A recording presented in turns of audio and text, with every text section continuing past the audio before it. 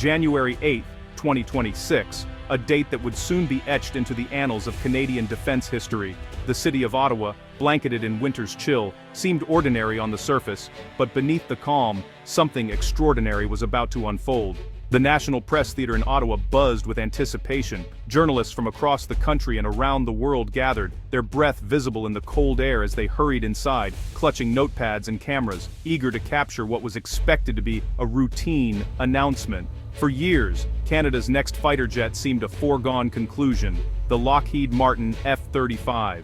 Billions had been spent on evaluations, and the F-35, with its stealth technology and global reputation, was widely considered the inevitable choice. Defense analysts, military officials, and industry insiders all agreed the F-35 was Canada's future. The press conference was expected to be a formality.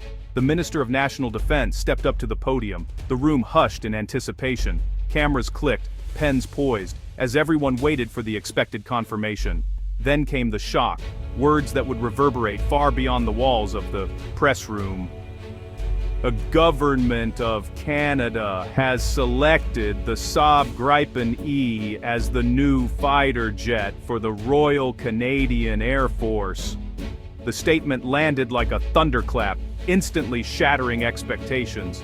The room erupted in disbelief. Reporters gasped, phones lit up with frantic messages, and journalists exchanged stunned glances. This wasn't just a procurement decision, it was a seismic shift in Canada's defense policy, a move that no one had truly anticipated. Headlines blared across the nation and around the globe. Canada shuns F-35, chooses Sweden's Gripen. News tickers scrolled, social media exploded, and the world's defense community was thrown into a frenzy of speculation and analysis. For the United States, it was a blow to its flagship defense program. The F-35, a symbol of American military might and technological prowess, had been passed over by a close ally. U.S. defense officials convened urgent meetings, trying to assess the implications for both industry and international partnerships. For NATO, the decision raised pressing questions about alliance unity and interoperability. Would Canada's choice of a non-American jet complicate joint operations? Was this a sign of shifting allegiances within the alliance? Military leaders across Europe and North America watched closely, aware that this move could set a precedent for other member states. For Sweden, it was a historic validation. The Gripen E, long considered an underdog in the global fighter market, had just secured its biggest international customer. Swedish officials and engineers celebrated, knowing this deal would boost their defense industry and national pride. For Canada, it marked a bold new era, one defined by independence and national interest. The decision signaled a willingness to chart its own course, prioritizing Canadian needs and values over international pressure. Pilots and citizens alike felt a surge of pride, sensing that this was more than a military purchase. It was a statement of sovereignty. The world watched as Canada broke from expectations, igniting a global debate. Analysts debated the merits of the Gripen versus the F-35, while politicians and military strategists weighed the broader implications. The decision was more than a headline. It was a bold declaration that Canada would not be bound by tradition or outside influence. Canada had just rewritten the script for its defense future. What began as a quiet press conference had sparked a global firestorm, leaving allies, rivals, and citizens alike to wonder what would come next in this new chapter of Canadian defense. The news hit Washington like a thunderclap, swift, jarring, and impossible to ignore. Within minutes, the corridors of power were buzzing with disbelief, frustration, and a simmering anger. Senior officials huddled in urgent meetings, their faces etched with concern as they tried to process what had just happened. The sense of shock was palpable, not just among politicians but across the entire national security apparatus. At the Pentagon, the mood was one of being blindsided. For years, Canada's participation in the F-35 program had been taken for granted, a cornerstone of North American defense planning. Now, that certainty was gone. In Congress, lawmakers erupted in heated debate, some calling Canada's decision a betrayal of trust, others questioning the very future of NORAD, the joint defense shield that had protected the continent for decades. Could North American airspace truly be defended if its two closest allies flew different jets? The question hung in the air, unanswered. Some members of Congress demanded an immediate review of all defense agreements with Canada. warning that there could be serious consequences for military cooperation and intelligence sharing if the rift wasn't addressed. But this was more than just a lost sale or a diplomatic snub. It was a crack in the very foundation of continental security. In Brussels, NATO officials were left reeling, struggling to understand the full implications. The F-35 had become the alliance's unofficial standard, a symbol of unity and shared purpose. Canada's move threatened to unravel that carefully woven fabric. Military planners across Europe and North America now faced a daunting challenge. Could the Swedish Gripen E, with its different systems and capabilities, truly integrate into F-35-dominated missions? Would Canada's Air Force be able to operate seamlessly alongside its allies? Or would technical barriers and compatibility issues create dangerous gaps in the alliance's defenses? The decision sent ripples through every level of NATO's command structure. Communication, data sharing, and mission planning all suddenly became more complicated. Some allies watched with confusion, unsure how to respond. Others, quietly, felt a twinge of envy at Canada's bold assertion of independence, wondering if they too might one day chart their own course. Canada's choice shattered the long-standing narrative that the F-35 was the only viable option for modern air forces. It forced a difficult but necessary conversation about national autonomy within the alliance. Could NATO remain united if its members pursued different paths? The shockwave from Ottawa's decision reverberated from the White House to NATO headquarters in Brussels. It called into question the wisdom of a one-size-fits-all approach to defense.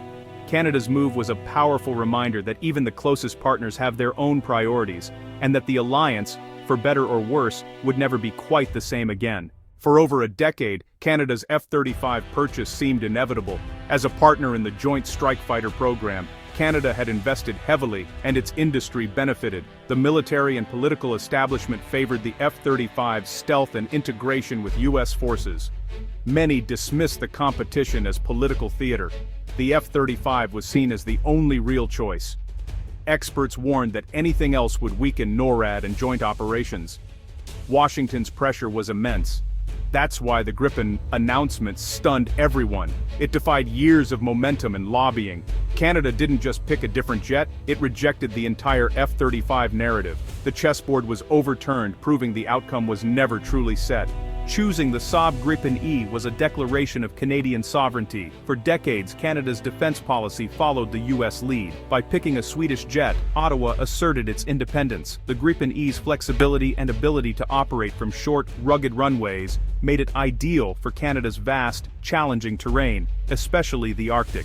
This was a pivot toward defending Canadian territory, not just supporting Allied missions abroad. The move positioned Canada as a leader for nations seeking strategic autonomy. It enhanced Canada's credibility as an independent voice. The government gambled that independence and a better fit for its needs outweighed the risks. This was a bold new chapter for Canadian defense. When it came to choosing Canada's next fighter jet, cost was a major factor that simply couldn't be ignored. The F-35, while advanced and stealthy, came with a staggering price tag, not just for the initial purchase but for ongoing maintenance and upgrades. Over the jet's lifetime, these costs would add up to billions, putting a heavy strain on Canada's defense budget and raising concerns about long-term affordability for taxpayers. In contrast, the Saab Gripen E offered a much more affordable and predictable solution. Its acquisition and operating costs were significantly lower, making it a practical choice for a country with vast territory and a need for fiscal responsibility. The Gripen's reputation for reliability and cost-effectiveness made it especially attractive to Canadian decision-makers looking for value without sacrificing capability. But cost wasn't the only consideration. Saab's offer included something the F-35 couldn't match: full access to the jet's source code. This meant Canada would have true technological sovereignty, able to upgrade, modify, and maintain its fleet independently, without having to rely on foreign approval or wait for U.S. permissions. Unlike the F-35, which would have kept Canada dependent on U.S. decisions for critical upgrades and repairs, the Gripen E put control firmly in Canadian hands. This independence was a game-changer for national security and operational flexibility. Saab's proposal also promised deep industrial benefits. The deal included commitments to build manufacturing and support facilities right here in Canada, creating thousands of high-tech jobs and fostering innovation in the aerospace sector. This investment would help build a self-sufficient aerospace ecosystem, ensuring that Canadian expertise and technology would continue to grow for decades to come. The Gripen E's versatility was another key advantage. Capable of air-to-air combat, ground attack and reconnaissance missions, it was designed to meet the diverse and evolving needs of the Canadian Air Force. Its proven ability to operate from remote, austere locations, even in harsh Canadian winters, made it a perfect fit for the country's challenging geography and vast, often isolated, northern regions. While the F-35's deep strike stealth capabilities were impressive, they were less relevant to Canada's primary defense missions, which focus more on sovereignty patrols, search and rescue, and supporting allies. In the end, the combination of affordability, control, job creation, and operational flexibility made the Gripen E the logical, if surprising, choice for Canada's future.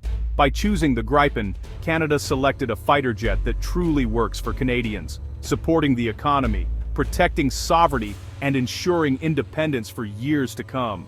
The F-35 is a stealth marvel, hard to detect, packed with sensors but expensive and complex. It requires extensive support and is tightly controlled by the US. The Gripen E is a smart fighter, not true stealth, but equipped with world-class electronic warfare to jam and deceive enemy radar.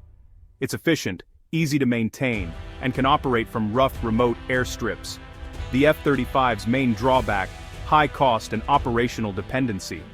The Gripen's less stealth, but superior adaptability and lower costs. For Canada, defending vast remote territory mattered more than deep strike stealth. The Gripen's philosophy, efficiency, adaptability, and sovereignty fit Canada's needs and budget.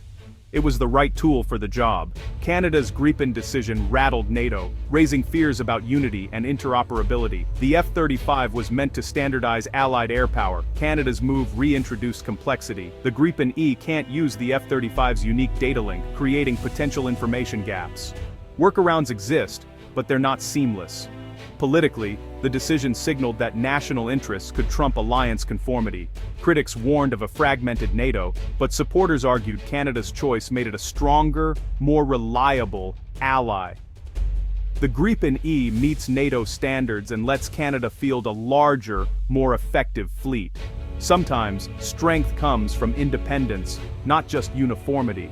In Sweden, Canada's decision was cause for celebration. It was the Gripen's biggest export win, validating Swedish engineering on the world stage. The deal secured jobs, boosted the economy, and inspired national pride.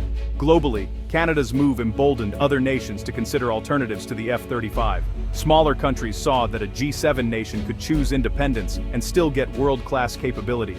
The Gripen's profile soared, changing the dynamics of the global fighter market.